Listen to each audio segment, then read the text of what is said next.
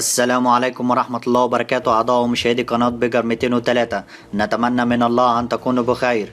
اليوم نستعرض معكم سعر اليورو في البنوك المصرية، حيث سجل بنك المشرق 19 جنيه فاصل 69 قرش للشراء، 19 جنيه فاصل 86 قرش للبيع. البنك العربي 19 جنيه فاصل 67 قرش للشراء، 19 جنيه فاصل 82 قرش للبيع. البنك الأهلي الكويتي 19 جنيه فاصل 66 قرش للشراء، 19 جنيه فاصل 76 قرش للبيع. البنك التجاري الدولي 19 جنيه فاصل 64 قرش للشراء، 19 جنيه فاصل 85 قرش للبيع. البنك المركزي المصري 19 جنيه فاصل 62 قرش للشراء، 19 جنيه فاصل 77 قرش للبيع. مصرف أبو ظبي الإسلامي 19 جنيه فاصل 61 قرش للشراء، 19 جنيه فاصل 89 قرش للبيع. بنك الإسكندرية 19 جنيه فاصل 60 قرش للشراء،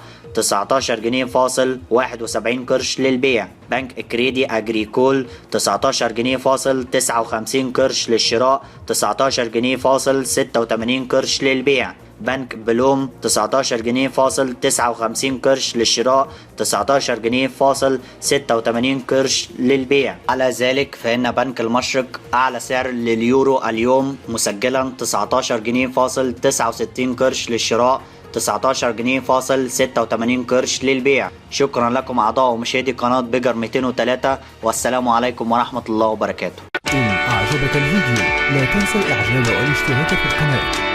جميع الحقوق محفوظة لدى القناة.